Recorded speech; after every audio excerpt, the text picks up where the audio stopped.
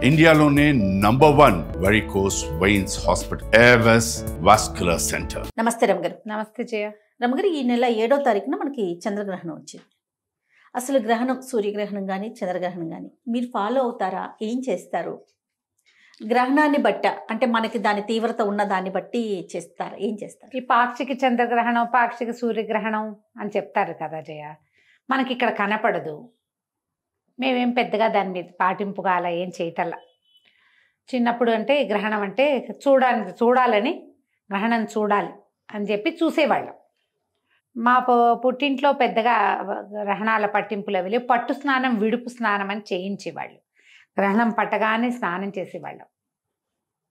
స్నానాలు చేయటం అందరం. గ్రహణం విడిచిన తర్వాత విడుపు స్నానం చేసేవాళ్ళు. అంతే నాకు తెలిసింది మా చిన్నతనంలో. అంతకంటే తెలీదు. పెద్దగా మాకు చిన్న ఊరుగా శివాలయాలు అవి ఉన్నవి కాదు.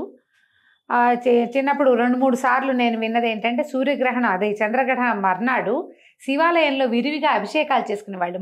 మా కాన్వెంట్కి పక్కనే శివాలయం ఉంది గూడూరులో. ఇవాళ గ్రహణం అయితే మర్నాడు చాలా మంది కనపడేవాళ్ళు అభిషేకాలు చేసుకోవటానికి. ఇవాళ చంద్రగ్రహణం, మర్నాడు అభిషేకం. ఆ రోజుల్లో ఏం పెద్ద పట్టించుకోవాలి, చిన్నపిల్లని కదా, 5th క్లాస్ దాకా. కానీ నేను ఆలోచించుకుంటుంటే మేము అలా గమనించే వాళ్ళమని ఎక్కువ జ్ఞాపకం ఉన్నది నాకు. వివాహం అయిన తర్వాత మా అత్తవారింట్లో మంచి గ్రహణం పట్టింపులు ఉన్నాయి. అప్పుడు మా చిన్నప్పుడు ఏం చేసేవాళ్ళు అంటే, దర్భలు వేసేవాళ్ళు సామాన్ల నిండా. ఆవకాయ, మాగాయ, పచ్చళ్ళు, పాలు, పెరుగు, కుండలు. మాకు వెన్న, నెయ్యి పుష్కలంగా ఉండేవి. దర్భ వేసి గ్రహణం అయిన తర్వాత దర్భలు తీసేయటం తెలుసు నాకు. ఇల్లు శుద్ధి చేసేవాళ్ళు, వాకిళ్ళు అవి కడిగేసేవాళ్ళు. మొత్తం వాకిలి ముందు పెద్ద పెద్ద పెరళ్ళు, పల్లెటూరు కదా, ముందు వాకిలంతా కడిగేవాళ్ళు, వెనకాల వరండా అంతా కడిగేసేవాళ్ళు. నీళ్లు పోసి కడగటం, ఇల్లు కూడా కడుక్కునేవాళ్ళం. అవే చిన్నప్పుడు చేసినవి. హైదరాబాద్ వచ్చి వివాహం అయిన తర్వాత నాకు తెలిసింది వీళ్ళు ఇంకా గట్టిగా పాటిస్తారు. గ్రహణం సమయంలో డాక్టర్ గారు జపం చేసుకుంటారు జయ. ప్రతి గ్రహణం సమయంలోనే చేస్తారు. గ్రహణ కాలంలో జపం చేసుకోవాలి. అప్పుడు ద్విగుణీకృతం ఎక్కువ అవుతుందట. 1000 రెట్లో ఇంకా ఎక్కువ రెట్లో అయిపోతుంది ఆ జపం. సూర్యగ్రహణమైనా చంద్రగ్రహణమైనా కూడా పగలైనా రాత్రైనా గ్రహణ సమయంలో ఈ జపం చేసుకోవాలని ఎవరికైతే మంత్రోపదేశం ఉంటుందో వాళ్ళు జపం చేస్తే మంచిదని నేను తెలుసుకున్నాను.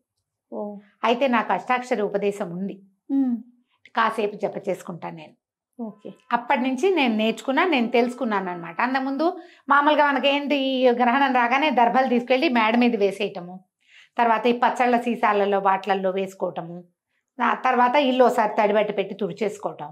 ఇవి ఇల్లు కడుక్కునే ఇల్లు కావు. అపార్ట్మెంట్లలో ఇల్లు కడగటాలు అవి కష్టమే. తుడుచుకోవటమే. పట్టు స్నానం, విడుపు స్నానం అప్పుడు ఉంది, ఇప్పుడు కూడా ఉంది. గ్రహణం పట్టగానే చిన్నపిల్లలైతే ఈ పట్టు స్నానం చేయలేకపోయినా, కడుపుతో ఉన్నవాళ్ళు, వృద్ధులు, ఆడవాళ్ళు రాత్రిపూట స్నానాలు అవి కొంచెం కష్టం అవుతాయి. తల ఆరదు, ఒళ్ళ బాధలు పడతారు కదా. అందుకని విడుపు స్నానం ఒకటే అయినా చేసుకునేవాళ్ళం. మేము ఇప్పటికీ కూడా అదే విధానం పాటిస్తాము. గ్రహణం పట్టగానే ఇది ఇప్పుడు పాక్షికాలు ఎక్కడో కనపడతాయి, మనకి కనపడని వాటి ప్రభావం మన గ్రహాల మీద ఉంటుందని పెద్దవాళ్ళు చాలామంది ఇప్పుడు చెప్తున్నారు. ఇది వరకు వినలేదమ్మా. ఇప్పుడు బాగా మనకి సోషల్ మీడియా పెరిగాక చెప్తున్నారు జ్యోతిష పండితులు. వాళ్ళు చెప్పింది వినాలి కదా, మరి మనకు తెలియదు కాబట్టి. పాక్షికం వాటి ప్రభావం మన మీద ఉండదు, ప్రత్యక్షంగా ఉండదు. కానీ మనకి ఇక్కడ గ్రహణం కనపడేది కనుక ఉంటే ఎవరైనా సరే దీనికి కుల విచక్షణ అలాంటిది ఏం లేదు. వాళ్ళే చేయాలి, వీళ్ళు చేయకూడదు, వీళ్ళకి అక్కర్లేదు, ఏముండదమ్మా, అలా ఉండదు. మనం ఎవరమైనా అవే సూర్యచంద్రుల కింద ఉంటాం మనం, అంతేగా. అవే గ్రహాల ఆధిపత్యంలోనే మన కథలు నడుస్తాయి. ఎందుకంటే గ్రహాల ఆధిపత్యాల వల్లే మనకి సముద్రానికి ఆటుపోట్లు వస్తాయి. పౌర్ణములు, అమావాస్యలు అంటే మనకే వస్తాయా? పాటించే వాళ్ళకైనా. మిగిలిన వాళ్ళకి పౌర్ణమి అమావాస్య కాదా? అవును కదా, అందరికైనా అందరికీ సమానమేగా. గ్రహణము అనగానే మనకు ఒక విధానం ఉంది మన దేశంలో. పట్టేటప్పుడు స్నానం, విడుపు స్నానం. పోనీ పట్టు స్నానం చేయకపోతే గ్రహణం విడిచిన తర్వాత అది అర్ధరాత్రి గనక అయితే తెల్లవారాక తల స్నానం చెయ్యండి. ప్రథమ కర్తవ్యం అదే. ఇందులో ఇప్పుడు నేనైతే చెప్పలేను, కానీ పెద్దవాళ్ళందరూ చెప్తారు కదా, ఈ 4 రాసుల మీదకి వచ్చింది, ఈ 5 రాసుల మీద, ఈ 2 రాసుల మీద. ఎవరెవరి రాసుల మీద ఉన్నా ఉండకపోయినా శివాలయ దర్శనం చాలా మంచిది. ఓహో. గ్రహణం అయ్యింది ముందు రోజు, మర్నాడు పొద్దున్న నెత్తి మీద నీళ్ళు పోసుకోండి, ఏ రోజైనా పర్వాలేదు. నూనె రాసుకుని నెత్తి మీద రుద్దుకోవటం అని కాదు, తల వాష్ చేసుకోండి, షాంపూ చేసేసుకుంటే సరిపోతుంది. శివాలయం పొద్దునో సాయంత్రమో మీ కుదిరికని బట్టి ప్రతి వాళ్ళు శివాలయ దర్శనం చేయవచ్చు, మంచిది. శివుని దర్శనం మా శివ దర్శనం మంచిది. ఒకవేళ మనకే ఏదైనా ఉందని మనం వింటే గనక మనకి ఈ సమయంలో అభిషేకాలు చేసుకోవడం లేదా జపం చేయటము లాంటివి ఏం తెలీదు, మీ పేరుతో ఒక శివాలయంలో అభిషేకం చేయించుకుంటే మంచిది. సాధారణంగా ఎవరైనా పాటించగలిగేవే. మనకేం చెప్తారంటే జయ, చంద్రుడు మనఃకారకుడు, మనస్సు మీద చంద్రుడి ప్రభావం ఉంటుంది. సాధారణ విషయం. ఇందులో లాజిక్ కనుక మనం వెళ్ళామంటే ఈ మన చంద్రుడు గ్రహణం పొందినప్పుడు మనకి మానసిక సంతులన పోయేందుకు అవకాశం ఉంది. ఏమైనా ప్రెషర్స్ రావచ్చు.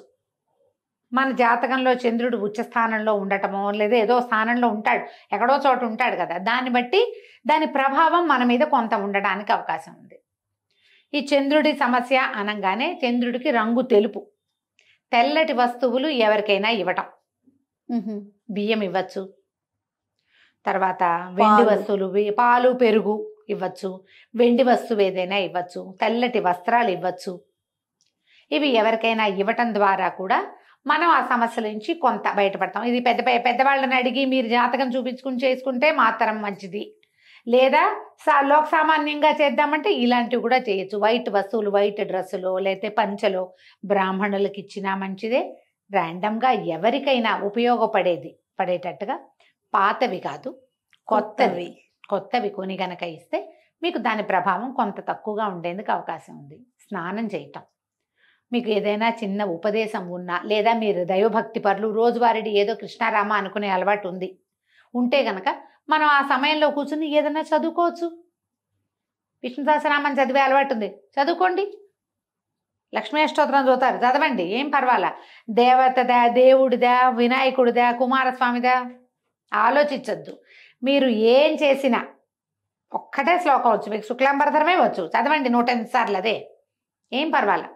ఏదైనా సరే ఒక్క దైవ ప్రార్థనా శ్లోకమైనా సరే గ్రహణ సమయంలో చదివితే అది రెట్టింపుగా దాని ఫలితం మనకు అందుతుంది. ఓకే, ఎనర్జీస్ పెరుగుతాయి మనకి.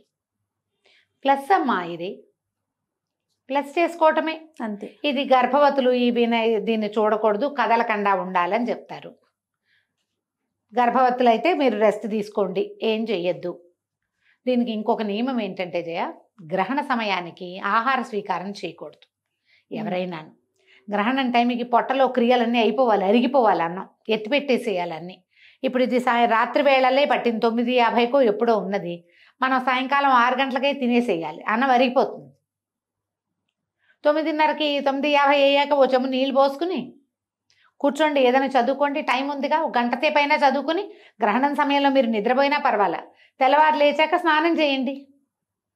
1:30 దాకా పట్టి ఉంది గ్రహణము, అంత మటుకు మెలకుగా ఉండి జపం చేసుకోగలిగే అలవాటు ఉన్న వాళ్ళు వాళ్ళ దారిని వాళ్ళకి మనం చెప్పక్కర్లేదు. మామూలు వాళ్ళకి ఏదైనా చెప్పాలంటే ఇలా చేసుకోవచ్చు. మీరు ఏదైనా చదువుకోండి. కొన్ని రాసులకి బాగుండటం, కొన్ని రాసులకి బాగోకపోవటం, ఇలా ప్రతి గ్రహణానికి వింటూ ఉంటాం కదా రమ్మగారు. అవును.